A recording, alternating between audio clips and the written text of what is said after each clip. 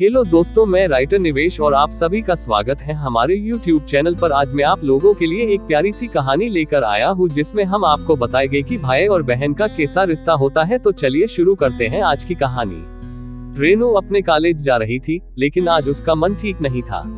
लेकिन फिर भी वह मन मारकर कॉलेज गई, क्योंकि कॉलेज में आज एक बहुत महत्वपूर्ण सेमिनार था।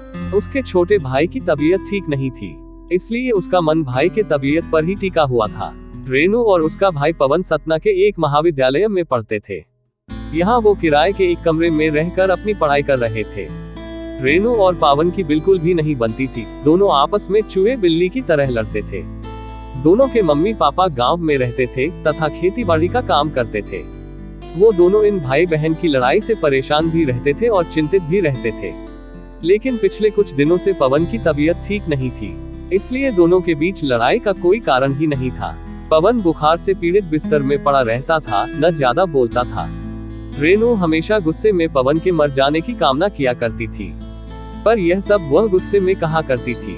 रेनू को सब कुछ व्यवस्थित तरीके से चीजें पसंद थी। पवन एक तो घर में सबसे छोटा और लाडला था तथा लापरवाह भी था, जिसकी वजह से कमरे में चीजें यहाँ से वहाँ अव्यवस्थित कर दिया करता था और रेनू की कई काम की चीजें घुमा दिया करता था, जिसकी वजह से दोनों के बीच में लड़ाई हुआ करती थी। कई बार रेनू गुस्से में पवन के लिए बुरा भला बोला करती थी। एक बार रेनू का पेन नहीं मिला रहा था, जिसके बाद दोनों भाई बहन की जमकर लड़ाई हुई। बाद में रेनू गुस्से में कहती है कि भगवान, ये मर क्यों नहीं जाता, मेरा जीवन बर्बाद करके बैठा है। गुस्से में ऐसी बातें वह कई बार बोल दिया करती थी। पवन ये सब सुनकर मुस्कुरा देता और बहन को चिढ़ाकर भाग जाता। भाई बहन का प्यार क्या होता है, इन दोनों को नहीं पता था।